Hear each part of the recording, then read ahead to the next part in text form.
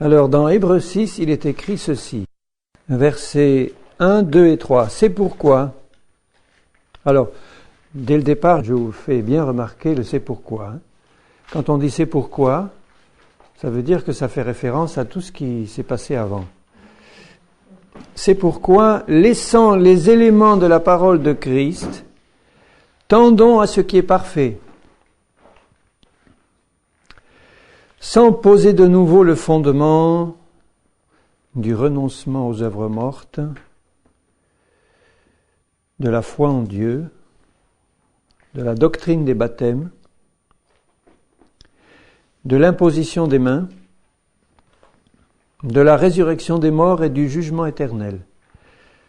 C'est ce que nous ferons si Dieu le permet. Donc l'auteur, là, il part du principe que il faut poser le fondement, celui qu'il vient de nommer, mais il ne faut pas rester sur le fondement. Il faut aller plus loin, il faut bâtir dessus et tendre à ce qui est parfait. Ce qui est parfait, c'est Jésus. Jésus en nous pleinement manifesté. Mais Jésus en nous ne sera jamais pleinement manifesté si le fondement n'est pas là. Alors je fais référence à ce qu'il vient de dire. Il dit par exemple au chapitre 5, verset 11, « Nous avons beaucoup à dire là-dessus. » Il parlait de Jésus comme souverain sacrificateur selon l'ordre de Melchisédek et tout ce que ça représente, etc. Et des choses difficiles à expliquer parce que vous êtes devenus lents à comprendre. Vous, en effet, qui depuis longtemps devriez être des maîtres, vous avez encore besoin qu'on vous enseigne les premiers rudiments des paroles de Dieu. Vous en êtes venus à avoir besoin de lait et non d'une nourriture solide. Depuis longtemps, ils auraient dû passer de l'état de bébé à l'état d'adulte et passer de l'état de personnes nourries au lait à des personnes nourries de la bonne parole solide. Et non d'une nourriture solide. Or, quiconque, le mot c'est donc d'une viande solide. Or, quiconque en est au lait n'a pas l'expérience de la parole de justice. Là, je suis à Hébreux 5, verset 13. Quiconque en est au lait n'a pas l'expérience de la parole de justice, car il est un enfant. Mais la nourriture solide est pour les hommes faits, adultes, mûrs, hommes et femmes, pour ceux dont le jugement est exercé par l'usage à discerner ce qui est bien et ce qui est mal. C'est pourquoi, laissant les éléments de la parole de Christ, tendons à ce qui est parfait, sans poser de nouveau le fondement. Alors je vais passer un moment à voir un peu ce fondement, pour voir où nous en sommes, et si le fondement est bien établi dans nos cœurs. Et ensuite, nous pourrons dire, maintenant, je sais que le fondement est posé, je tends à ce qui est parfait. Je ne vais pas bâtir sur du sable, je vais bâtir sur un fondement solide. Si je bâtis sur du sable, la maison s'écroule.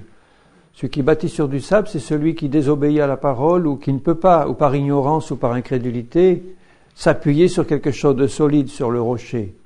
Si tu bâtis sur le rocher, ta maison va tenir debout. Quel que soit le temps, elle va tenir. La tempête peut venir, le vent peut souffler, la tempête peut souffler, la pluie peut tomber. Elle est bâtie sur le roc, elle ne bougera pas. Donc tu peux tendre à ce qui est parfait. Alors, quels sont ces rudiments ou ces éléments de base? Il commence par dire, et c'est le début, le renoncement aux œuvres mortes. Le renoncement aux œuvres mortes ne peut se faire que par notre mort et notre résurrection en Christ. Et notre compréhension par la foi de cette position que nous avons en Christ. Et j'aimerais encore revenir là-dessus ce soir, parce que c'est la base. La foi vient de la parole de Dieu et la parole de Christ, c'est ce qu'on entend dans le cœur, dans l'esprit. De la foi en Dieu, tout par la foi, puisque le renoncement aux œuvres mortes se fait par la foi en Christ, la foi en Dieu, et tout l'héritage céleste, c'est par la foi. Cette foi qui vient de la prédication de la vérité de la parole. Donc vous voyez, ça forme un tout. Le renoncement aux œuvres mortes, c'est la prédication de l'Évangile qui nous fait rentrer par la foi dans la mort et la résurrection en Christ. La foi en Dieu pour recevoir l'ensemble de l'enseignement de la parole, l'intégrer en nous par la foi et agir conformément à la foi sur ces paroles du Seigneur. La doctrine des baptêmes, c'est le baptême d'eau par immersion et c'est le baptême du Saint-Esprit, sans lequel il n'y a pas de vie de sanctification possible, de vie vraiment sanctifiée dans le Seigneur. L'imposition des mains, c'est la doctrine de base, l'imposition des mains. Ça peut être utilisé pour guérir les malades, pour recevoir un don spirituel, recevoir le baptême de l'Esprit, pour confier à la grâce de Dieu des frères qui s'en vont en mission, pour conférer un ministère de la part du Seigneur. Donc la doctrine de l'imposition des mains fait partie des éléments de base que nous devons comprendre, recevoir et appliquer dans la foi. La résurrection des morts au retour du Seigneur, proche, les morts en Christ, nous les vivants, l'enlèvement du Seigneur, et puis la résurrection finale des vivants et des morts à la fin des 1000 ans et le jugement éternel. Tout ceci doit être compris, doit être reçu dans la foi, doit être vécu dans la foi avant de pouvoir passer à la nourriture solide, c'est-à-dire la nourriture solide qui vient d'expliquer dans Hébreux. C'était le rôle de Christ comme souverain sacrificateur, c'était ce qui se passe actuellement dans les lieux célestes où nous sommes assis en Christ, c'est le ministère éternel de Christ auquel nous allons être associés pour le millénium et pour l'éternité. Le Seigneur veut associer à son ministère, il veut régner sur la terre et il régnera avec une verge de fer avec des vainqueurs. Les vainqueurs sont ceux qui ont établi le fondement et qui marchent dans ce fondement, qui tendent ensuite à ce qui est parfait en permanence. Et Jésus ne peut pas associer à son règne de vainqueur des hommes et des femmes qui n'ont pas compris le fondement, qui ne l'ont pas établi dans leur vie et qui n'ont pas bâti dessus, par la foi. Après, il parle il est impossible à ceux qui ont goûté à tout ça, etc., et qui sont tombés. Donc, vous voyez que le contexte, quand il parle dans la suite de Hébreux 6, quand il dit que ceux qui ont chuté ne peuvent plus être amenés à la repentance, il ne parle pas de ce que nous pouvons faire quand on fait une chute occasionnelle et qu'on pêche. Il veut parler de ceux qui ont établi le fondement, qui tendent à ce qui est parfait, qui ont connu les choses profondes du Seigneur, qui ont vu Jésus par la foi et vu ce qu'il a fait, qui ont reçu, qui sont allés loin, qui ont reçu la profondeur du Saint-Esprit et des révélations du Seigneur et qui pêchent volontairement après ça. Il est plus possible qu'ils soient amenés à la repentance, c'est terminé. Donc notre appel à tendre à ce qui est parfait est un appel à un engagement complet et total sans esprit de retour en arrière sur quoi que ce soit. Si nous retournons en arrière au stade avancé où nous sommes appelés à aller, au sens de renoncer au Seigneur et de revenir en arrière pour nous perdre, il n'y a plus un seul espoir de repentance à ce moment-là. Donc ce sont des choses qui sont graves, qui sont sérieuses et qui sont importantes, mais nous finalement c'est un avertissement sérieux, mais ça ne doit pas remplir notre cœur de crainte, parce que quand nous avançons vers le Seigneur en tendant à ce qui est parfait, en laissant tout derrière, eh bien c'est parce qu'on a le cœur entièrement tourné vers les choses du Seigneur et vers le Seigneur lui-même, et on n'a aucune envie de retourner en arrière. Vous n'avez pas envie de revenir en arrière? Ça ne m'intéresse pas du tout. Mais je sais que c'est un avertissement sérieux. Plus tu avances avec le Seigneur, plus tu es appelé à rester ferme et à ne plus regarder en arrière. C'est terminé.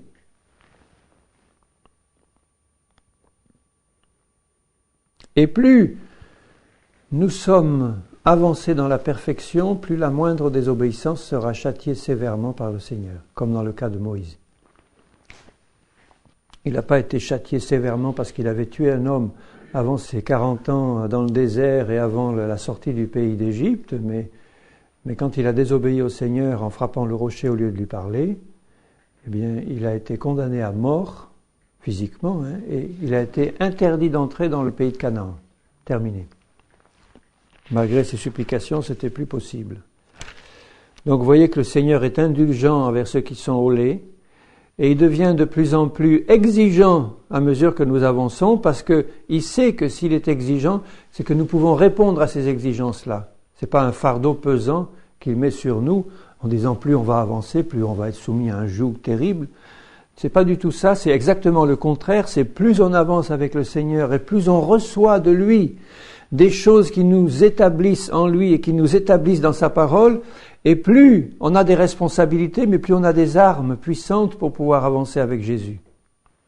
C'est pourquoi les anges, donc Lucifer et les anges qui voyaient Dieu face à face, qui avaient part au ciel, au Saint-Esprit, au royaume céleste, et qui ont chuté, ne peuvent plus jamais être amenés à la repentance, parce que eux voyaient Dieu face à face, et ils goûtaient pleinement à toutes ces choses parfaites auxquelles nous ne goûtons pas encore si nous ne sommes pas encore arrivés à la perfection. Mais plus nous allons avancer dans la vision de Dieu et de son plan pour nous, plus notre responsabilité sera grande. Alors je reviens à Romains. Je reviens au chapitre 6 de Romains pour rappeler quelques vérités concernant le renoncement aux œuvres mortes. Il est absolument nécessaire, bien-aimés, que nous marchions en permanence par l'Esprit. Si nous sommes au lait encore, le Seigneur va peut-être se montrer indulgent envers nous parce que nous marchons encore moitié par la chair, moitié par l'Esprit, ou 3/4 dans la chair et 1/4 dans l'Esprit, mais la volonté du Seigneur, c'est que nous puissions le plus rapidement possible apprendre à marcher par l'Esprit, et Dieu voudrait que nous puissions apprendre à marcher par l'Esprit le premier jour de notre conversion. Et je suis sérieux en le disant. Parce que marcher par l'Esprit, c'est pas quelque chose qui nécessite des années et des années d'apprentissage. C'est quelque chose qui nécessite une révélation du Seigneur et une foi réelle dans ce que Dieu dit. À partir du moment où la révélation de Dieu est faite et où la foi du Seigneur nous a permis de saisir ce que Dieu dit, que nous sommes en Christ, on peut immédiatement marcher par l'Esprit. On a besoin, bien sûr, après d'apprendre les choses profondes de Dieu, l'ensemble de sa parole pour être fortifié dans la foi, mais on peut commencer à marcher par l'Esprit le jour de notre conversion, si les choses sont faites comme Dieu le désire. On le voit au début de la vie de l'Église. Au début de la vie de l'Église, la présence de Dieu était tellement puissante et forte que dès le jour de la Pentecôte, quand il prie, quand il annonce la parole et qu'il prêche cette parole, des milliers de personnes sont touchées, baptisées d'eau, baptisées du Saint-Esprit et commençant à marcher immédiatement par l'Esprit. Et ensuite, il persévérait dans l'enseignement, les prières, la communion fraternelle et la fraction du pain, pour pouvoir grandir dans cette marche par l'Esprit. Donc là, quand le Seigneur nous dit « Tu es appelé à marcher par l'Esprit et pas par la chair », c'est que ceux qui marchent par la chair ne peuvent pas être agréables à Dieu. Il est patient, le Seigneur. Il n'y a qu'à voir combien il a été patient envers son peuple Israël pendant des milliers d'années. Même aujourd'hui, Dieu patiente encore envers Israël. Israël n'a pas reconnu dans son ensemble le Messie, il y a 2000 ans. Eh bien, pendant 2000 ans, ils en ont subi des conséquences terribles, mais on peut dire que Dieu a quand même patienté malgré tout. Il n'a pas détruit son peuple. Son peuple Israël a dû passer par de grands jugements, et passera encore par de grands jugements, mais c'est pour ouvrir leurs yeux sur la réalité du Messie et leur dire « Vous êtes appelés à reconnaître ce que j'ai fait pour vous ». Mais Dieu est patient et miséricordieux quand même. Il le sera aussi avec nous. Même si nous devons passer par de grands jugements et des grandes corrections, Dieu va être patient, mais il va être patient jusqu'à une limite qu'il a fixée lui-même. Et ensuite, il dira « Maintenant, le temps de ma patience est terminé. Maintenant, tu choisis entre marcher vraiment par mon esprit ou continuer à marcher par la chair, sinon c'est mon jugement qui vient sur toi et c'est terminé. » Comme il l'a fait pour Israël. C'est terminé maintenant, vous allez tous mourir dans le désert. Donc c'est pas de gaieté de cœur que le Seigneur dit ça, parce qu'il a un cœur compatissant et miséricordieux. Il voudrait tellement nous bénir et tellement nous remplir de sa présence, de son esprit, de ses richesses. Et quand il est dit qu'il a tendu les mains sans arrêt vers un peuple rebelle et contredisant, on voit la patience infinie de Dieu qui voulait sortir Israël de son incrédulité et de sa rébellion, et Dieu a été obligé d'infliger à Israël des jugements sévères, jusqu'à récemment, on l'a vu, tout en gardant quand même la main sur son peuple pour lui ouvrir les yeux. Et tout ce qui a été fait et écrit pour Israël est destiné à nous servir d'exemple à nous. Alors Dieu n'a aucune envie de faire passer son peuple par un holocauste comme celui d'Israël, mais cet holocauste vient, il suffit de lire l'Apocalypse, sur la vie de tous ceux qui vont continuer à marcher par la chair, malgré les avertissements que Dieu donne dans sa parole et donne par son esprit. Donc il est temps d'arrêter. Et on ne peut pas arrêter de marcher par la chair si on n'a pas compris dans son esprit ce que Dieu a fait en Jésus-Christ. Et c'est pour ça que je veux encore y revenir, bien-aimés, parce que le Seigneur veut que nous marchions par l'Esprit 24 heures sur 24. Et c'est possible, par sa puissance. Au chapitre 6 de Romains, il dit, au verset 2, « Nous qui sommes morts au péché, comment vivrions-nous encore dans le péché ? Ignorez-vous que nous tous qui avons été baptisés en Jésus-Christ, c'est en sa mort que nous avons été baptisés. Nous avons donc été enterrés avec lui par le baptême dans sa mort, afin que comme Christ est ressuscité des morts par la gloire du Père, de même nous aussi nous marchions en nouveauté de vie. C'est ça la marche par l'Esprit. Une marche en nouveauté de vie par la puissance d'une vie impérissable qui habite maintenant en nous, qui lui appartenons. Donc vous voyez que pour que nous puissions marcher en nouveauté de vie, il associe cette marche en nouveauté de vie à notre compréhension de notre enterrement en Christ, de notre ensevelissement en Christ, qui a été accompli par le Seigneur quand il est mort, et par le baptême par immersion quand nous sommes venus à lui, après l'avoir accepté comme Seigneur et Sauveur et être passé par la nouvelle naissance. Nous avons été enterrés avec lui par le baptême. Enterrés dans quoi ? Dans sa mort. Pour que, comme Christ est ressuscité des morts par la gloire du Père, nous aussi, nous marchions en nouveauté de vie, dans la vie de résurrection, dans la vie de l'esprit. En effet, si nous sommes devenus une même plante avec lui par la conformité à sa mort, ça veut dire si tu as bien compris dans ton esprit, si tu as bien compris ce que Jésus a fait de toi quand il est mort, il t'a placé en lui et il t'a fait mourir en lui, si tu as accepté ça, si tu as reconnu ça, réellement, eh bien, tu peux participer à la vie de résurrection qui est aussi en Jésus-Christ. Sachant que notre vieil homme a été crucifié avec lui, ce vieil homme pourri qui est incapable de faire quoi que ce soit de bien, qui ne fait que ce qui est désagréable au Seigneur, qui ne peut même pas être agréable à Dieu, sachant que notre vieil homme a été crucifié avec lui pour que le corps du péché soit détruit. Le corps du péché soit détruit, les membres dans lesquels habite le péché soient détruits pour que nous ne soyons plus esclaves du péché. C'est ça le renoncement aux œuvres mortes. Les œuvres mortes, c'est toutes les actions de la chair, toutes celles qui sont décrites dans Galates. Je lis dans Galates 5 ces œuvres mortes. Les œuvres mortes de la chair, je le lis au verset 19. Les œuvres de la chair, les œuvres mortes, sont manifestes l'adultère, l'impudicité, l'impureté, la dissolution, le débordement sensuel sur tous les plans, l'idolâtrie, qui est aussi l'amour de l'argent, la magie et tout l'occultisme, les inimitiés, les querelles, les jalousies, les animosités, les mauvais sentiments,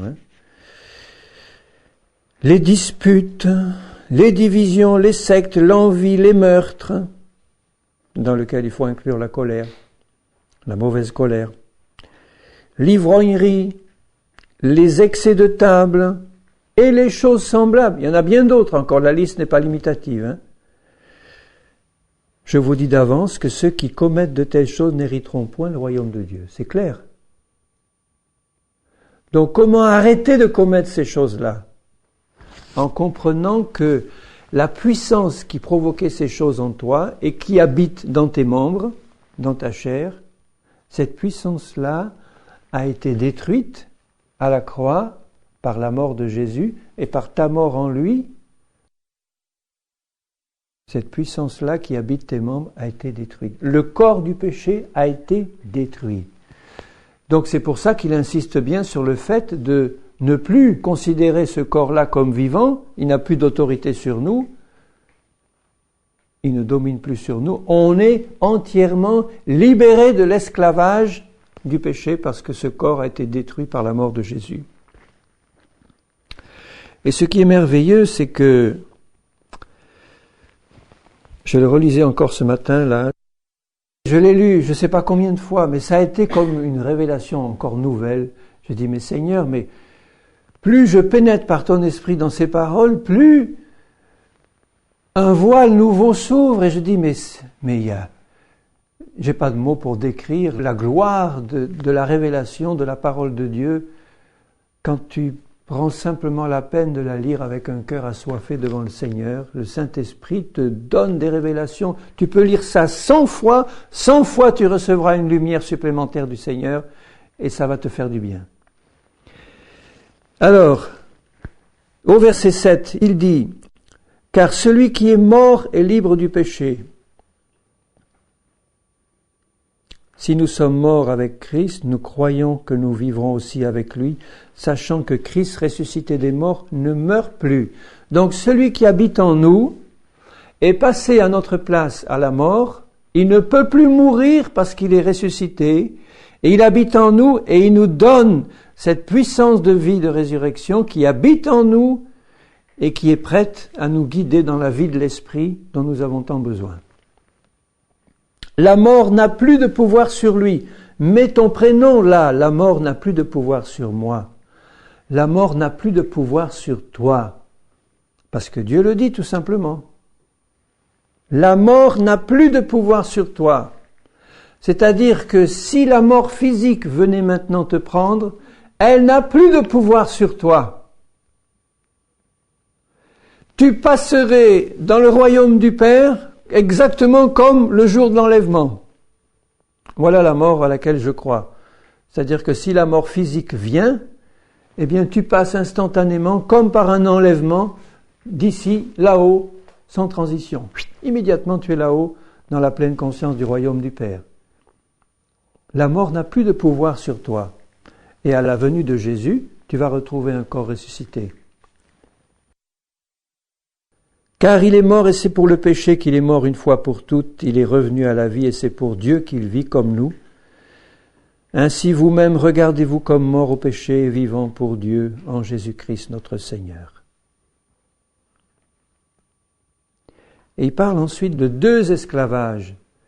L'esclavage à la loi du péché et l'esclavage de l'obéissance. Je vais expliquer un peu plus en détail ce point parce que c'est important de comprendre comment on peut marcher par l'esprit. Au verset 15, il dit « Pécherions-nous parce que nous sommes non sous la loi mais sous la grâce ?» Ça c'est la grâce édulcorée. Je suis sous la grâce alors je peux pécher, j'aurai toujours le pardon de Dieu. C'est pas vrai. C'est une incompréhension complète de la parole du Seigneur et de l'œuvre de Christ. Loin de là, ne savez-vous pas qu'en vous livrant à quelqu'un comme esclave pour lui obéir, vous êtes esclave de celui à qui vous obéissez. Donc il met devant nous deux esclavages possibles, au choix. Bien sûr, en nous demandant de faire le bon choix. Soit l'esclavage du péché qui conduit à la mort. C'est ça la marche par la chair. Si tu marches par la chair, tu vas à la mort. la mort physique et la mort spirituelle tout court. Mais comment peut-on être esclave du péché quand on a compris qu'on a été libéré de l'esclavage du péché par notre mort en Christ? Par sa mort, lui, et par notre mort en Christ qui a détruit le corps du péché auquel nous étions esclaves auparavant. Alors, esclave soit du péché, et l'esclavage du péché conduit à la mort, soit esclavage de l'obéissance. C'est un terme plutôt bizarre, parce qu'il dit esclavage de l'obéissance. Moi, j'aurais sans doute dit esclavage du péché, et en opposition, j'aurais mis esclavage de la justice. Mais il dit esclavage de l'obéissance qui conduit à la justice. Donc, dans notre marche par l'Esprit, qui passe par la révélation de ce que Jésus a accompli, il nous demande de commencer cette marche par l'Esprit en acceptant un esclavage de l'obéissance.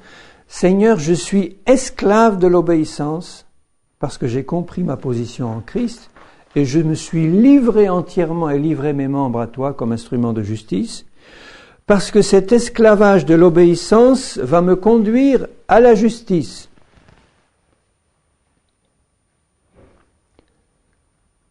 L'esclavage de l'obéissance, c'est l'esclavage de l'obéissance à l'esprit de la loi. Parce que l'esclavage de l'obéissance à la lettre de la loi, c'est la mort. Mais c'est l'esclavage de l'obéissance. Pourquoi ? Il va mieux l'expliquer au chapitre 7. Parce que Dieu va inscrire sa loi dans mon esprit et ayant inscrit sa loi dans mon esprit, je ne suis plus soumis à l'obéissance de la lettre, mais je vais marcher par la révélation de la parole et de la loi de Dieu que le Saint-Esprit fait dans mon cœur, puisqu'il l'a inscrite sur les tables de mon cœur. Et c'est cette compréhension spirituelle de la loi de Dieu qui est inscrite dans mon cœur qui va me permettre de marcher selon l'esprit de la loi et plus selon la lettre. Et pour ça, je me rends esclave de l'obéissance.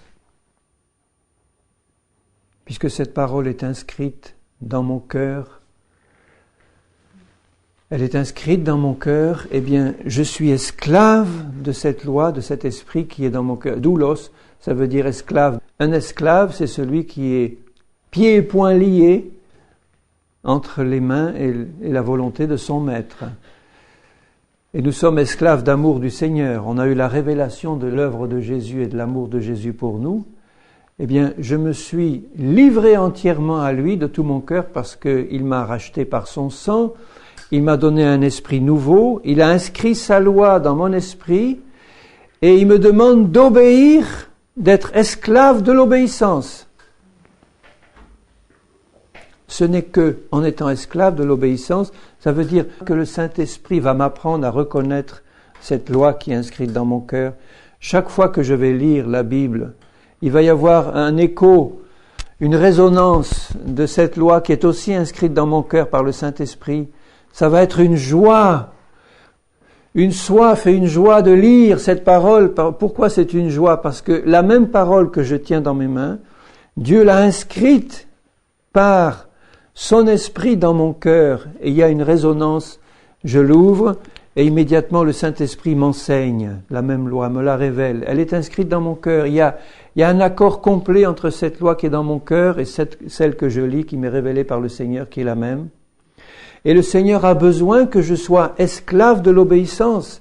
Dès que le Saint-Esprit ouvre mes yeux, dès que le Saint-Esprit me montre l'œuvre de Christ, me montre la loi de Dieu, ce qu'il demande de moi, comme elle est inscrite dans mon cœur, il demande l'esclavage de l'obéissance. C'est cet esclavage de l'obéissance qui me permet d'atteindre une justice parfaite, parce que ma vie sera constamment en accord avec la loi de Dieu qui est inscrite dans mon cœur, qui m'est révélée par le Saint-Esprit. Et comme je suis esclave de l'obéissance, je ne vais pas rechigner à marcher selon les indications de cette loi de Dieu qui est dans mon cœur. Je vais marcher de plus en plus par l'Esprit, parce que l'Esprit de Dieu qui est en moi va me conduire, va me guider, va me révéler sa parole, va m'introduire dans les œuvres du Seigneur. Et on voit bien ceux qui marchent vraiment par l'Esprit, dans quelle paix ils sont, parce qu'ils savent que le Saint-Esprit conduit leur vie dans les moindres détails, que ce soit pour une visite, que ce soit pour faire ci, que ce soit pour faire n'importe quoi. Ils ont appris peu à peu à reconnaître cette voix de l'Esprit qui est conforme à la parole, qui est conforme à la loi de Dieu inscrite dans nos cœurs. Et ils marchent par l'Esprit du Seigneur comme des enfants du roi doivent le faire. Esclaves de l'obéissance qui conduit à la justice. Et alors, il va plus loin. Grâce soit rendue à Dieu, verset 17, de ce que, après avoir été esclaves du péché, vous avez obéi de cœur. Voilà, esclave de l'obéissance, c'est ça. Obéir de cœur à cette loi qui est inscrite dans nos cœurs, parce que c'est l'esprit de la parole qui nous y conduit.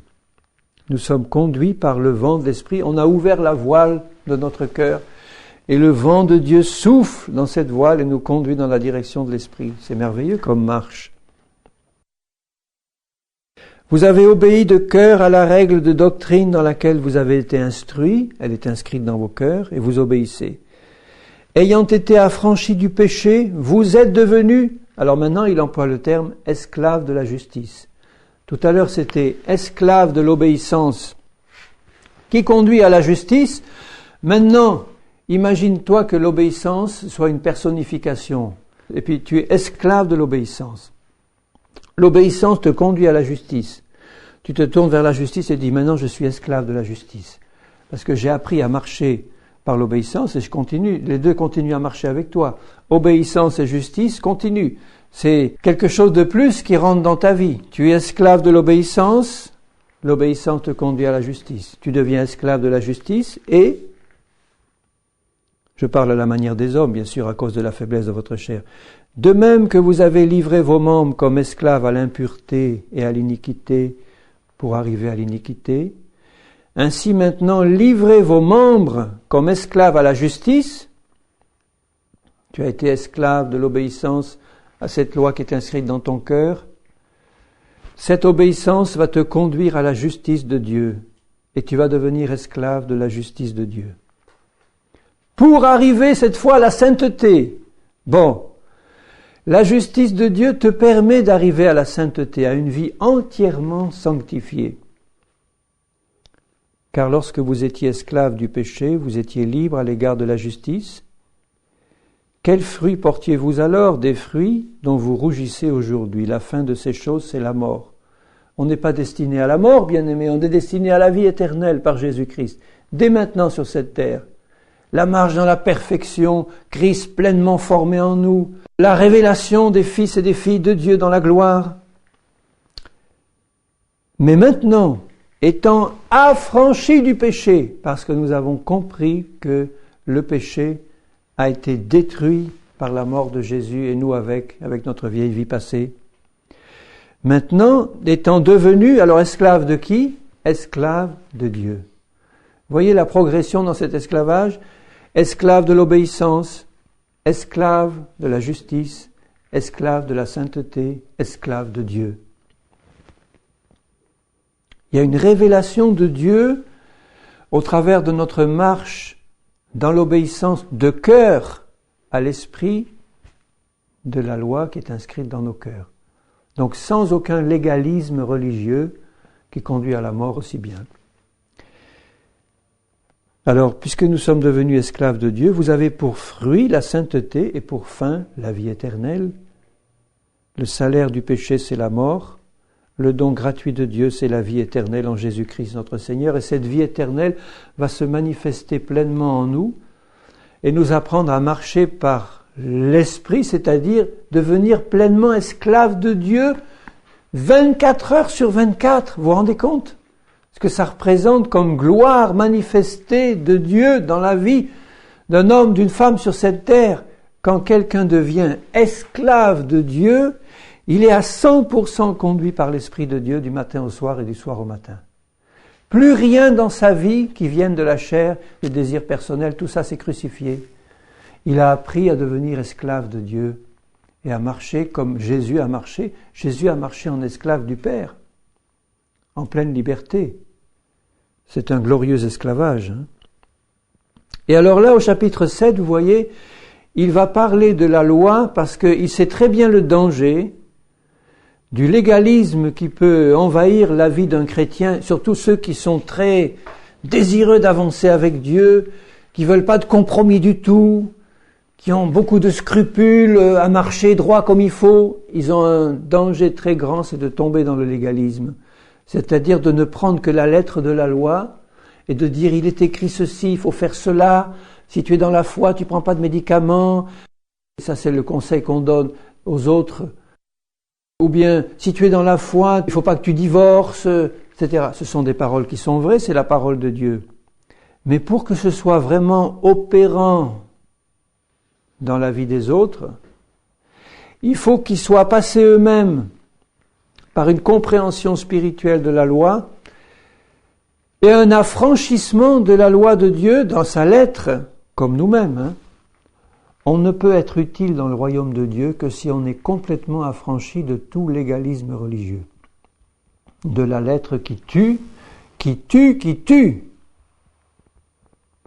Et quand tu es rempli de l'esprit, de la loi de Dieu dans ton cœur, ton influence sur les autres sera complètement différente parce que c'est la vie de résurrection qui va passer. La loi aussi va passer puisque c'est l'esprit de la loi, c'est la même.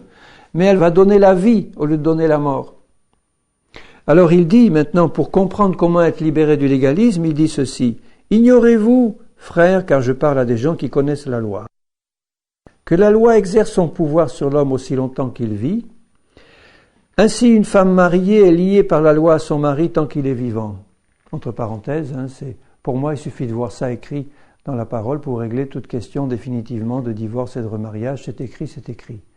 Alors il y en a qui tordent tellement la parole de Dieu qui disent « Oui, mais vous voyez, c'est la loi qui liait la femme à son mari, mais puisqu'on est libéré de la loi, on est libéré de cette obligation. On n'est plus sous la loi de Moïse.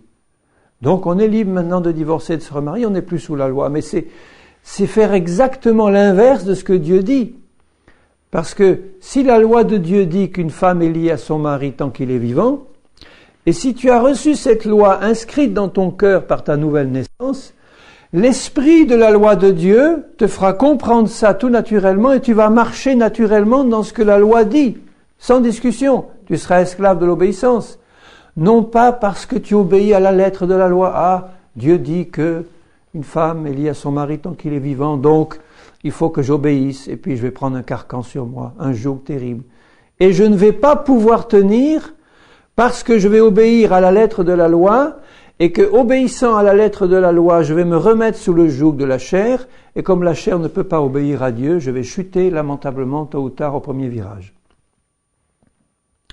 Donc il rappelle là un commandement de la loi, mais si le mari meurt, elle est dégagée de la loi qu'il a liée à son mari.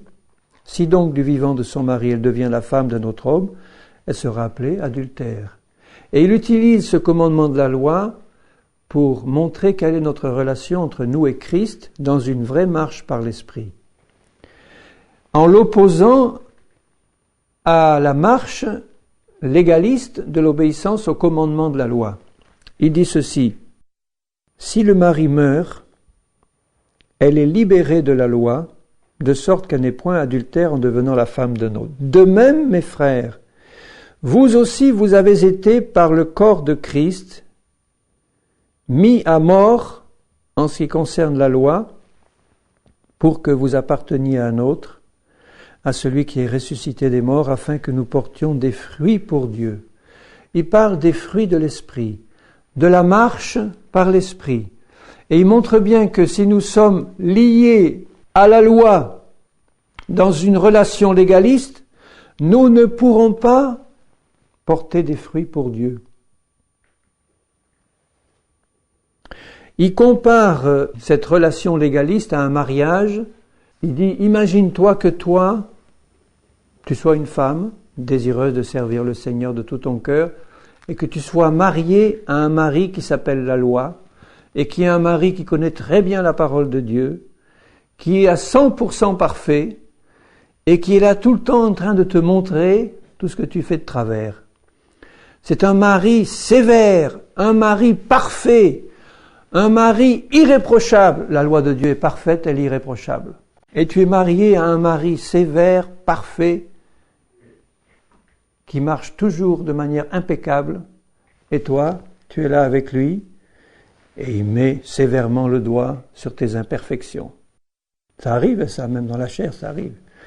Eh bien, il compare notre relation avec la loi, une marche légaliste, donc une marche par la chair, à cette situation-là.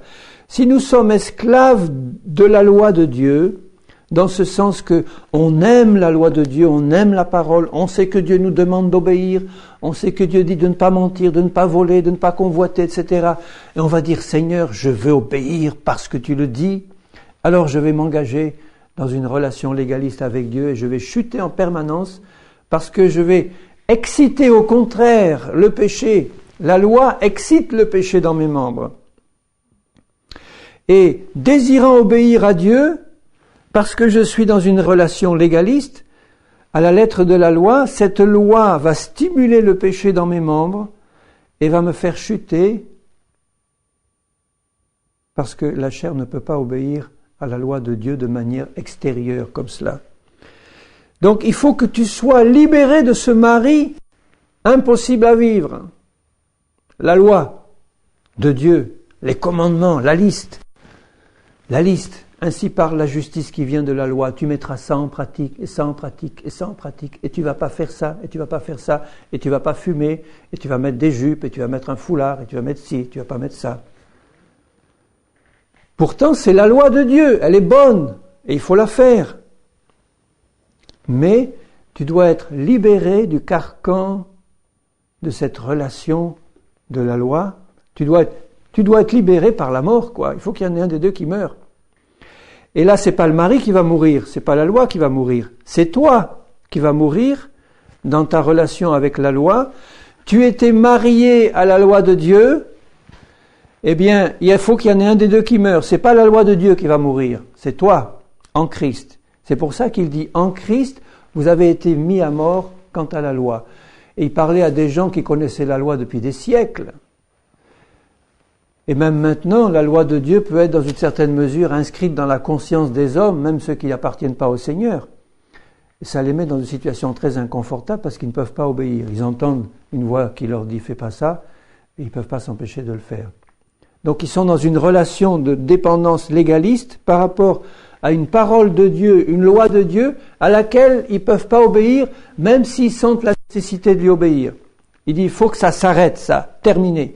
Donc en Christ, tu as été mis à mort quant à la loi de Dieu dans cette relation légaliste, pour que, ressuscitant en Christ, cette loi soit inscrite dans ton cœur et que tu sois conduit par le Saint-Esprit dans la loi, la même loi, mais par la puissance d'une vie qui habite en toi. Et Dieu va voir que tu as compris cette marche par l'Esprit dans ta mise en pratique des commandements de la loi. C'est-à-dire tu vas mettre le foulard, tu vas mettre ci et ça, ou tu vas pas faire ci, ou tu vas t'arrêter de boire et de fumer, etc. Non plus par obligation légale ou parce qu'on t'a dit que c'était le commandement de Dieu, parce que tu es enfant de Dieu, il faut le faire, mais parce que tu as été mis à mort dans toute relation légaliste avec la parole de Dieu, que tu as compris que cette parole est inscrite dans ton cœur. Il suffit que tu ouvres la Bible, tu as soif, tu reçois ça, et le Saint-Esprit t'éclaire. Et naturellement, le Saint-Esprit te conduit dans l'esclavage de l'obéissance et tu vas mettre ces choses en pratique avec joie et paix. D'ailleurs, c'est la marque de la conduite par l'Esprit, joie et paix. Tu rentres dans une église légaliste, aucune joie, aucune paix. La mort règne et le péché règne. Plus l'église est légaliste, plus le péché secret est grand. Parce que la loi produit le péché. Si les gens n'ont pas compris la parole de Dieu dans leur cœur, plus tu leur diras « ne faites pas ça », plus ils vont le faire. Donc plus les églises sont légalistes et plus le péché est grand, et caché évidemment. plus l'hypocrisie est grande. Donc, lorsque nous étions dans la chair, les passions des péchés provoquées par la loi agissaient dans nos membres. Cet esprit de contradiction de la chair est contre Dieu en permanence. C'est pour ça que Dieu a enfermé les hommes dans la désobéissance pour leur faire grâce à tous. Il a donné la loi pour révéler pleinement le péché, pour montrer aux hommes que nous étions complètement irrécupérables si nous ne mourons pas en Christ et nous ne ressuscitons pas en lui. De sorte que nous portions des fruits pour la mort, mais maintenant nous avons été dégagés de la loi, de cet esclavage légaliste. Nous sommes morts à cette loi sous laquelle nous étions retenus. Alors écoutez bien ce qu'il dit. De sorte que nous servons, comme un esclave peut servir, dans un esprit nouveau, et non selon la lettre qui a vieilli et qui tue. Mais c'est la même loi que nous mettons en pratique, mais par l'esprit, pas par un commandement extérieur.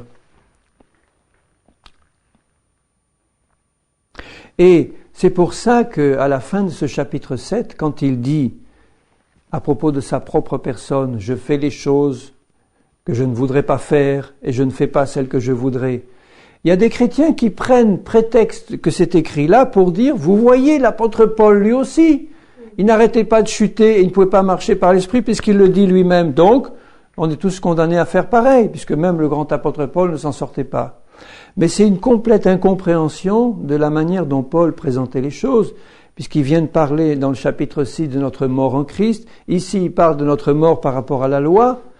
Et quand il termine ce chapitre, il montre ce qui se passait dans sa chair, dans sa vie, tant que lui n'avait pas compris cette révélation, et qu'il s'est forcé de suivre les commandements de la loi, tout en obéissant à la chair, parce qu'il n'avait pas compris la marche par l'esprit. Donc quand il dit, par exemple, au verset 14, la loi est spirituelle, mais moi je suis charnel. Ça ne veut pas dire qu'il était charnel en permanence. Ça veut dire qu'il était comme vous et moi, il avait un corps dans lequel habitait le péché, et que pendant tout un temps, il s'efforçait de vouloir obéir à Dieu de tout son cœur, et il n'y arrivait pas parce que la loi du péché qui était dans son corps l'empêchait en permanence, il le dit, car je ne sais pas ce que je fais, je ne fais pas ce que je veux, je fais ce que je hais.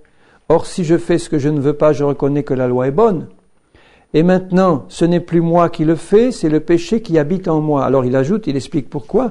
Ce qui est bon, je le sais, n'habite pas en moi, c'est-à-dire dans ma chair. J'ai la volonté, mais non le pouvoir de faire le bien quand je marche par la chair. Donc il faut rajouter ça en permanence. Quand tu marches par la chair, tu ne peux pas résister au péché. Tu es sous une loi de mort. J'ai la volonté, mais non le pouvoir de faire le bien. Quand je marche par la chair, ou quand je marchais par la chair, car je ne fais pas le bien que je veux quand je marchais dans la chair. Et je fais le mal que je ne veux pas quand je marche par la chair. Et si je fais ce que je ne veux pas, ce n'est plus moi qui le fais, c'est le péché qui habite en moi quand je marche par la chair. Je trouve donc en moi cette loi, quand je veux faire le bien, le mal est attaché à moi, car je prends plaisir à la loi de Dieu, selon l'homme intérieur, selon l'esprit renouvelé. Mais je vois dans mes membres une autre loi qui lutte contre la loi de mon entendement et qui me rend captif de la loi du péché qui est dans ma chair. Et il dit au verset 18, je reviens, « Ce qui est bon, je le sais, n'habite pas en moi, c'est-à-dire dans ma chair. » Donc vous voyez, il prend la place de quelqu'un qui marche par la chair. Et il montre bien le caractère épouvantable de la vie d'un chrétien qui marche par la chair.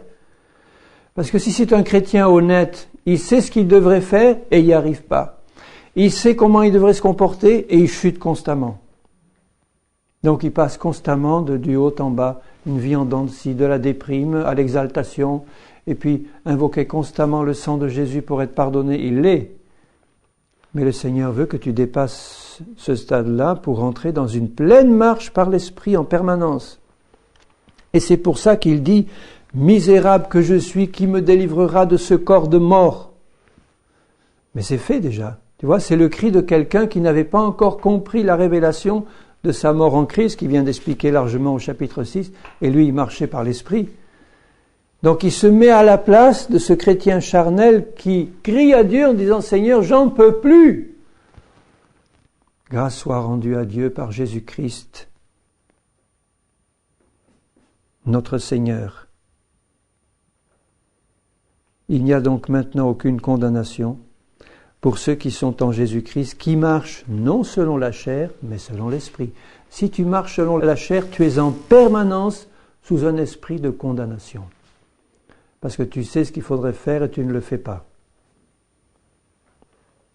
Alors que si tu as compris ta position en Christ, que ta chair a été crucifiée en Christ, et si tu as pris ça par la foi, tu vas produire des œuvres de justice parce que tu t'es fait esclave de la justice, de l'obéissance, de la sainteté de Dieu. La loi de l'esprit de vie en Jésus m'a libéré de la loi du péché et de la mort. M'a libéré complètement.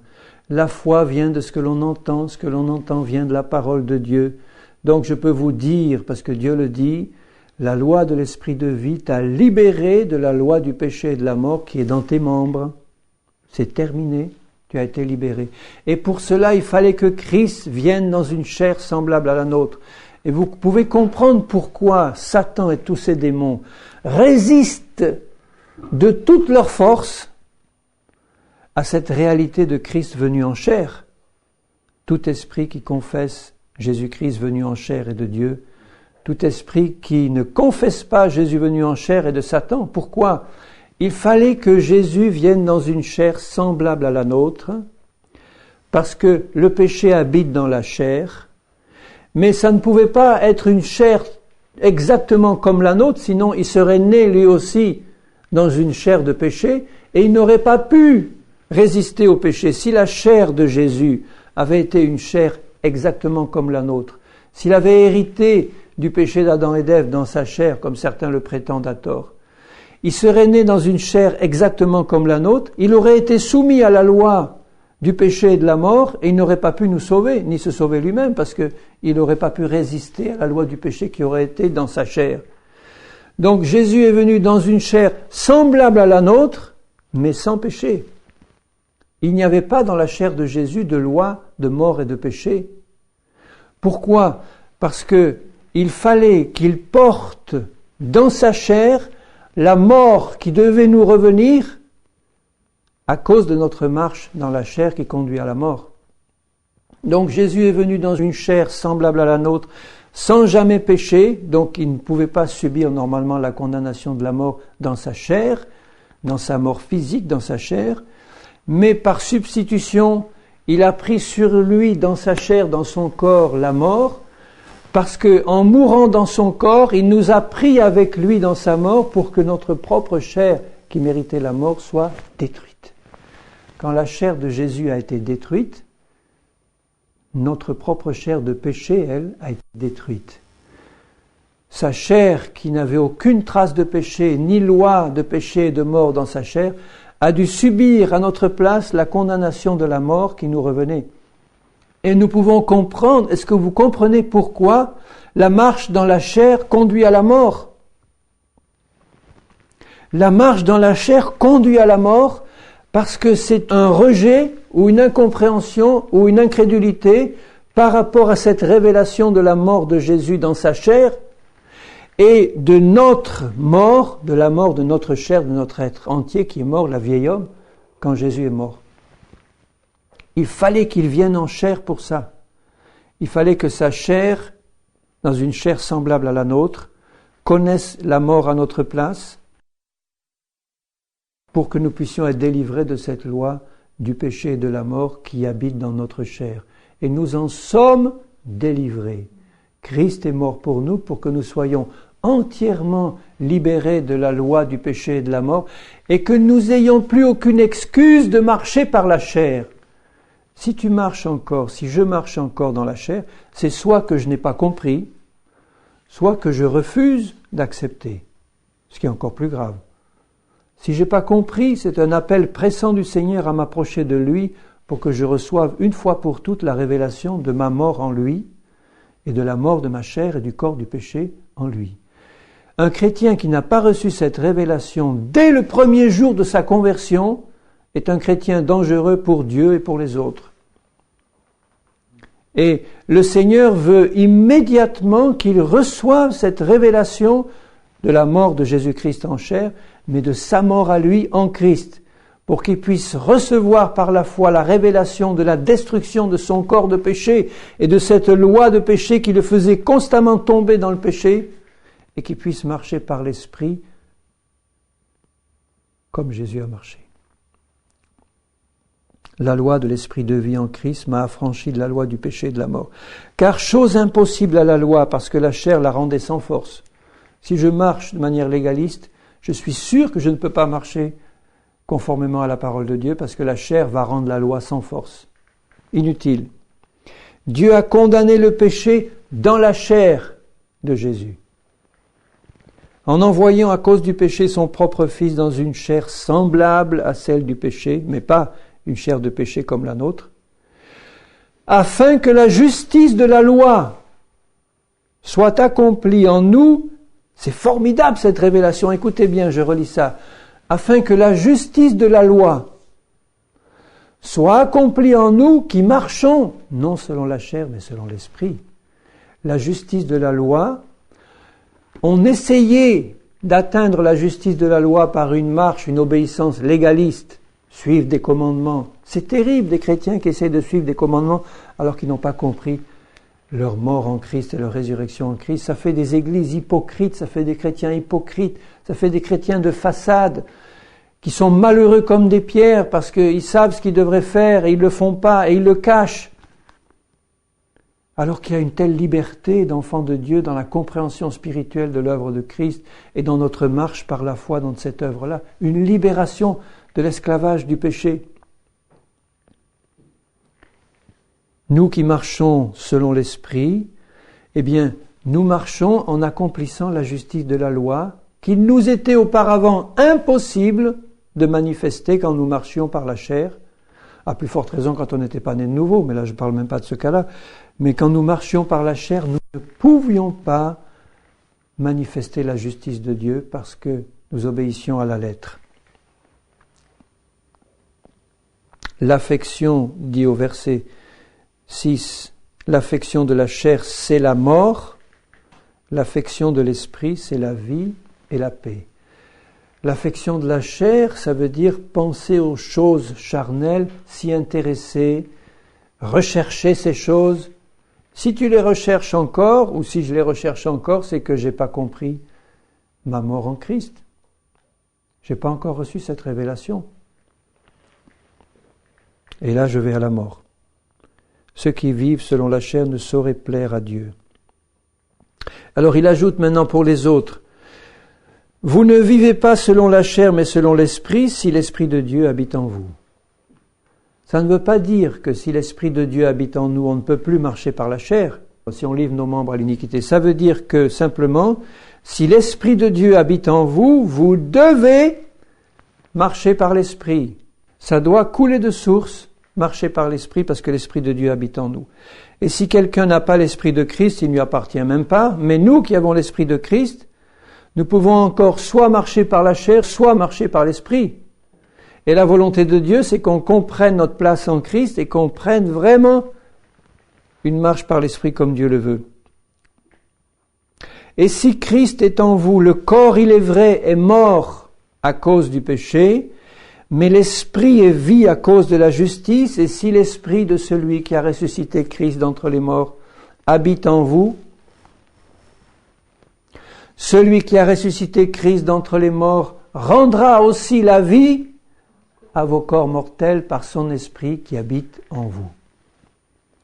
Le corps est mort à cause du péché, il est mort en Christ à la mort. Mon corps est mort à la mort, mort au péché, mort à la maladie, mort à toutes ces choses qui viennent du péché et du passé. Et en marchant par l'Esprit, je vais déclencher la loi de l'Esprit de vie en Christ, qui va rendre la vie à mon corps mortel pour me permettre de marcher par l'Esprit sur cette terre tant que j'y suis. Donc, le fait d'habiter un corps qui soit encore un corps de péché puisqu'il n'est pas ressuscité, n'est plus un handicap.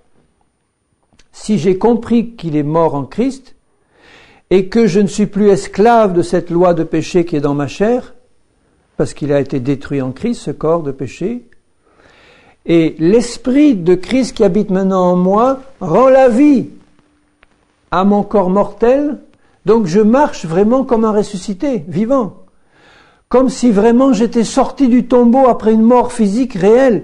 C'est pour ça qu'il dit, considère-toi vraiment comme mort. Qu'est-ce que tu ferais, dis-moi, si tu étais vraiment passé par une vraie mort complète et que tu étais resté 3 jours mort dans le tombeau, médicalement constaté mort, et que tu ressuscites à une vie nouvelle de résurrection en Christ? Est-ce que ta vie serait différente? Vraiment, si tu étais passé par cette expérience. Tu meurs, tu passes 3 jours dans le tombeau, tout le monde dit adieu, fini, terminé, le pauvre, la pauvre, on n'en parle plus. 3 jours après, tu ressuscites et tu arrives, voilà, en nouveauté de vie, une vie de résurrection en Christ. Dans un corps, il est vrai, encore soumis à la mort physique, mais en la puissance de la résurrection qui t'habite maintenant, tu ne serais plus le même, tu ne serais plus la même du tout. Et Jésus dit, eh bien, considère-toi comme si tu avais vraiment vécu cette expérience. Si tu étais vraiment mort, tu es mort en Christ. Il est resté 3 jours au tombeau, tu es resté 3 jours au tombeau avec lui. Il est ressuscité, tu es ressuscité avec lui.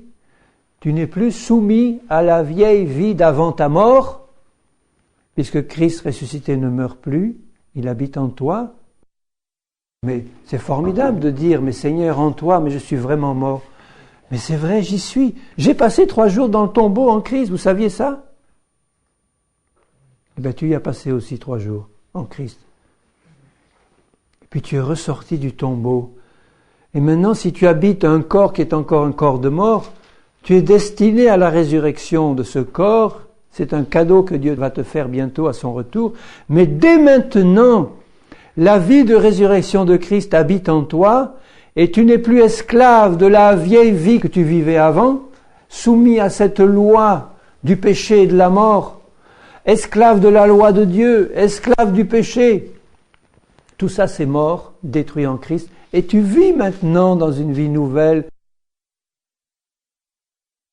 Il est temps de se réveiller à la glorieuse réalité de la parole de Dieu qui dit que ces choses sont faites. C'est pas quelque chose que tu peux espérer un jour. C'est fait. Donc tout dépend de ta saisie par la foi de cette réalité qui est faite. Si tu te considères vraiment, parce que tu as reçu cette révélation comme mort, tu seras plus le même homme, plus la même femme, c'est terminé. Terminé. On peut te marcher sur les pieds, t'écrabouiller, t'écraser, tu es mort en Christ. Alléluia. C'est la joie et la paix dans le cœur. Formidable. Terminé. Si on te traite injustement, gloire à Dieu, j'ai été jugé digne, Seigneur, de subir des outrages pour Christ. Ah, quand ils ont été battus devant le Sanhédrin, Seigneur, gloire à toi, on a été jugé digne de subir des outrages injustes pour toi. C'est ça la vie de résurrection. Et puis être vraiment sur cette terre des ressuscités vivants, vivant la vie de Christ, marchant comme Christ a marché.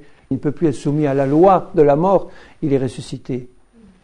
Puisqu'il a été soumis à la loi de la mort à notre place, sans avoir commis de péché, et maintenant il n'est plus soumis à la mort, terminé. La mort n'a plus de pouvoir sur lui, terminé. Et dans Hébreux 2 et au verset 14, il dit, « Puisque les enfants participent au sang et à la chair, Jésus, il y a également participé lui-même afin que, écoutez bien, afin que par la mort, par sa mort, il anéantisse celui qui a la puissance de la mort, c'est-à-dire le diable, et qu'il délivre tous ceux qui, par crainte de la mort, parce qu'ils marchaient dans la chair qui conduit à la mort, ils étaient esclaves de la loi de la chair et du péché, donc ils étaient esclaves de Satan qui est le prince de la mort, et qu'il délivre Tous ceux qui, par crainte de la mort, étaient toute leur vie retenus dans la servitude. Si tu es esclave du péché, tu es dans la servitude. Mais si tu es légaliste, tu es aussi dans la servitude. Parce que tu es dans la crainte.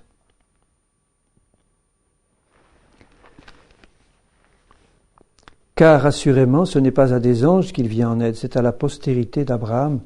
En conséquence, il a dû être rendu semblable en toutes choses à ses frères, c'est-à-dire à nous, afin qu'il soit un souverain sacrificateur miséricordieux et fidèle dans le service de Dieu pour faire l'expiation des péchés du peuple.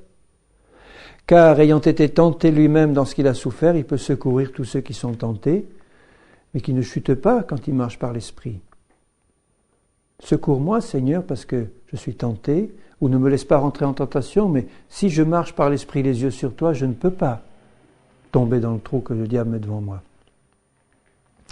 C'est pourquoi, frères saints, qui avez part, je suis au chapitre 3, là, la vocation céleste, considérez l'apôtre et le souverain sacrificateur de la foi que nous professons, Jésus-Christ, qui a été fidèle à celui qui l'a établi comme le fut Moïse dans toute sa maison. Donc parce que Christ est passé par la mort à notre place, parce qu'il est ressuscité, qu'il n'est plus soumis à la loi de la mort, parce que il a vaincu, parce qu'il a détruit la mort, donc détruit la puissance du diable, détruit celui qui avait la puissance de la mort. Et nous, en lui, nous avons détruit toutes ces puissances aussi. Eh bien, quand nous gardons les yeux sur Jésus et sur son œuvre, il nous soutient, il nous secourt et il nous rend plus que vainqueurs. Et c'est pourquoi il dit au chapitre 3 et au verset 7, « Si vous entendez sa voix, n'endurcissez pas vos cœurs. » Comme au jour de la révolte. Et après il parle du repos de la foi, etc. Exhortons-nous les uns les autres, etc. Car, au verset 14, « Nous sommes devenus participants de Christ, pourvu que nous retenions jusqu'à la fin l'assurance que nous avions au commencement, la foi. » Ça veut dire que tant que tu restes dans la foi en ce que Dieu dit qu'il a fait pour toi, en ce que Christ a fait pour toi, ce qu'il a dit que tu étais en lui, tant que tu restes dans cette foi, tu es rendu participant de Christ. Il vit en toi et il se manifeste en toi, tant que tu restes dans la foi. Pourvu que tu gardes jusqu'à la fin l'assurance, la foi, que tu avais au commencement, dès le début. Nous devons l'avoir cette foi et la garder jusqu'au bout. Et quand il dit au verset 11 du chapitre 4, « Efforçons-nous d'entrer dans le repos », ça veut dire « Efforçons-nous d'avoir et de conserver cette foi dans l'œuvre de Jésus, dans la compréhension de ce que nous sommes en Christ, de ce qu'il a fait pour nous, des êtres nouveaux, remplis d'une vie impérissable qui doit manifester la gloire de Dieu. » Donc il nous exhorte à garder l'œil fixé sur Jésus et donc sur son œuvre et sur ce qu'il a fait de nous en lui et lui pour nous. En ayant constamment la parole du Seigneur dans nos cœurs, parce que c'est cette parole qui est une épée à double tranchant et qui va finir de séparer encore en nous ce qui est de la chair et ce qui est de l'esprit, c'est-à-dire que c'est la parole de Dieu qui est une épée qui va nous donner une pleine révélation de l'œuvre de Christ et nous permettre de pleinement marcher par l'Esprit, par la foi en Christ. C'est cette parole qui va faire ce travail. Tu vois l'importance qu'il y a à méditer cette parole dans un esprit de prière et de révélation. Et plus tu vas la méditer, plus la foi va grandir et plus tu vas comprendre ta position en Christ, plus tu vas marcher par cette foi et manifester la vie de résurrection de Christ. Et tu peux compter sur le soutien du souverain sacrificateur qui est à la droite du Père et qui intercède pour toi jour et nuit. Il est passé par toutes les épreuves en vainqueur, il habite en toi. Si tu marches par la foi, tu vas traverser les épreuves en vainqueur aussi. Et il est sacrificateur selon l'ordre de Melchizedek pour toujours. Melchizedek, c'est le Saint-Esprit venu sur terre, roi de Salem. C'est lui, l'ordre de Melchizedek, dont Jésus est le souverain sacrificateur, pour toujours. Et il est souverain sacrificateur à la droite de Dieu pour intercéder pour nous après avoir tout accompli, purifié les choses célestes par son propre sang, bien mieux que le sang des boucs et des veaux. Et il ajoute au chapitre 5 et au verset 9, après avoir été élevé à la perfection, Jésus, il est devenu pour tous ceux qui lui obéissent l'auteur d'un salut éternel. Esclave de l'obéissance qui mène à la justice, à la sainteté et à la connaissance de Dieu parfaite. Et c'est juste après qu'il dit, nous avons beaucoup à dire là-dessus, des choses difficiles à expliquer, etc. Vous voyez, je reviens à ce que je disais au début. Vous qui devriez être des maîtres depuis longtemps, vous avez encore besoin qu'on vous enseigne les premiers rudiments des oracles de Dieu.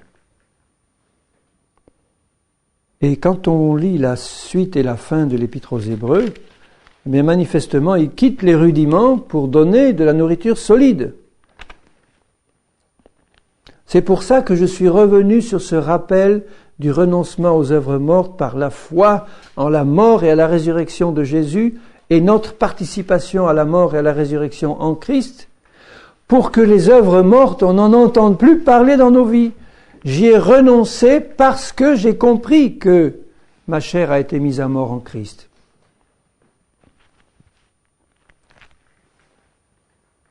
S'il y a une chute, le sang de Jésus me purifie parce que je la confesse de tout mon cœur. Mais je suis appelé à remettre ma vie sur les rails et à reprendre aussitôt la marche par l'Esprit comme Dieu le désire. Au chapitre 7 et au verset 25, il dit « Parce que Jésus-Christ possède actuellement un sacerdoce qui n'est pas transmissible, donc est éternel, il est souverain sacrificateur, non pas selon l'ordre de Lévi, d'Aaron, mais selon l'ordre de Melchizedek, lui qui appartient à la tribu de Juda, qui n'avait rien à faire avec les sacrifices et la loi. Les sacrificateurs venaient de la tribu de Lévi. Jésus appartient à la tribu de Juda, mais il est devenu souverain sacrificateur selon l'ordre de Melchizedek. Melchizedek étant le Saint-Esprit venu sur terre sous forme humaine, il personnifie par là la marche par l'Esprit à laquelle nous sommes appelés en Jésus-Christ.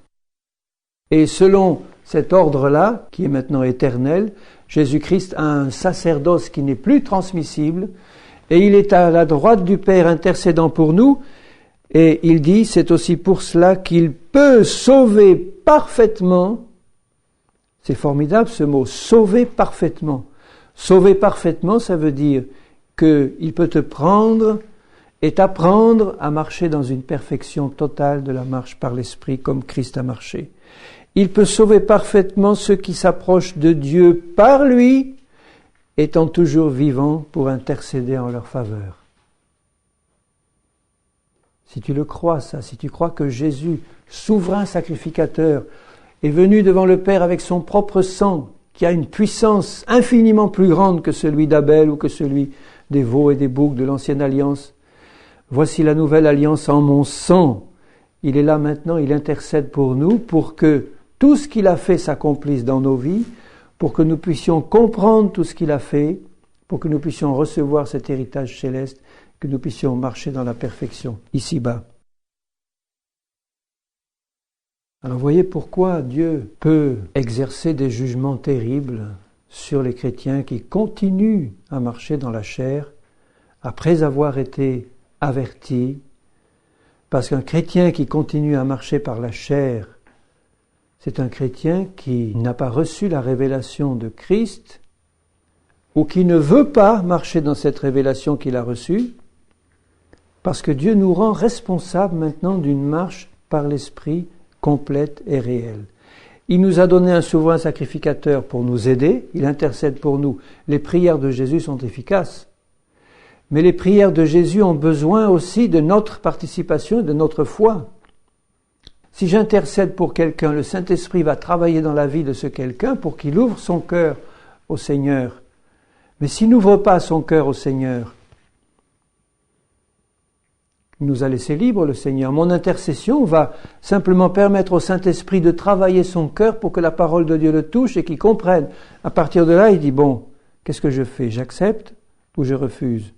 J'accepte ou je refuse? J'ai compris. Moi, ça me serre le cœur quand j'entends un chrétien dire, j'ai tout compris, mais c'est pas pour moi maintenant, je suis pas prêt ou c'est pas le moment. Mais j'ai compris. J'ai compris que tu as raison, que le Seigneur a raison et tout, mais c'est pas le moment. Il risque d'endurcir son cœur pour que ce soit jamais le moment. Si tu as compris, accepte. C'est une grâce de pouvoir comprendre. Et puis d'être placé devant la vérité comme ça, une lumière qui vient d'en haut. C'est une grâce de Dieu formidable. Et c'est pourquoi, au verset 8 du chapitre 8, il dit, c'est avec l'expression d'un blâme que le Seigneur dit à Israël, et pourrait le dire à l'Église aussi, « Voici les jours viennent, dit le Seigneur, où je ferai avec la maison d'Israël et la maison de Juda une alliance nouvelle. » Il l'a faite en Christ. Non comme l'alliance que je traitais avec leur père le jour où je les saisis par la main pour les faire sortir, car ils n'ont pas persévéré dans mon alliance. Et moi aussi je ne me suis pas soucié d'eux. Si nous ne persévérons pas dans la nouvelle alliance, Dieu ne se souciera plus de nous. Et c'est pour ça que le Seigneur dit, « Voici l'alliance nouvelle que je ferai avec la maison d'Israël dans ces jours-là. Je mettrai mes lois dans leur esprit, je les écrirai dans leur cœur, et je serai leur Dieu, ils seront mon peuple. Aucun n'enseignera plus son concitoyen, ni aucun son frère, en disant « Connais le Seigneur », car tous me connaîtront, depuis le plus petit jusqu'au plus grand.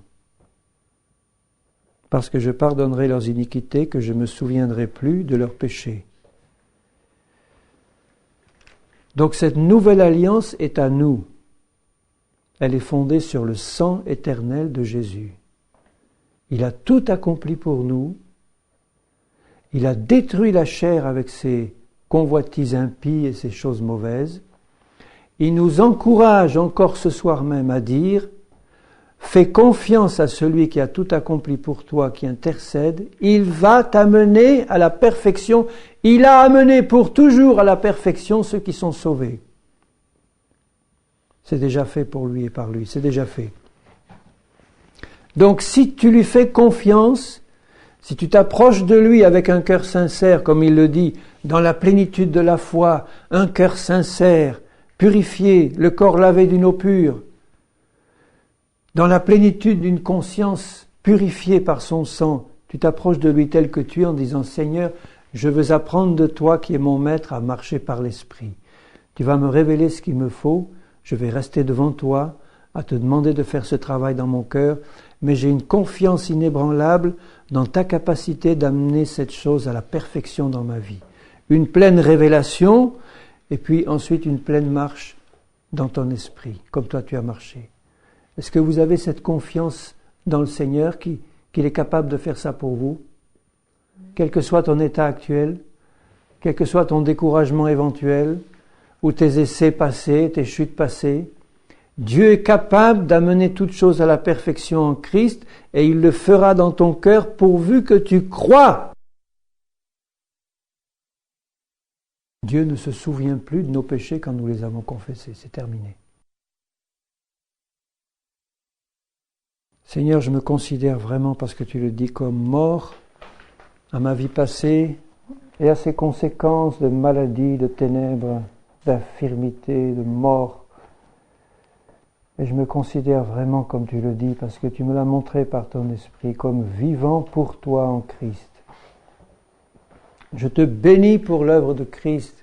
Je te bénis pour ce Sauveur merveilleux. Je te bénis, Seigneur Jésus, parce que tu es maintenant souverain, sacrificateur, selon l'ordre de Melchizedek. Pour l'éternité, tu l'es et tu le restes. Et je te remercie d'intercéder pour moi et pour nous, pour que nous puissions comprendre ton œuvre, que nous puissions comprendre que cette loi est maintenant inscrite dans nos cœurs, que nous sommes au bénéfice d'une nouvelle alliance, infiniment meilleure que l'ancienne, qui a péri maintenant.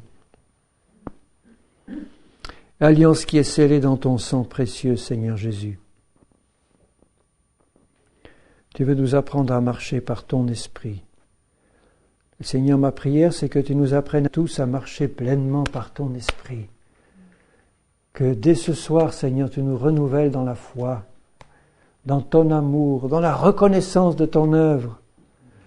Seigneur, mon cœur déborde de reconnaissance. Si tu n'étais pas venu dans la chair, nous ne pourrions rien faire.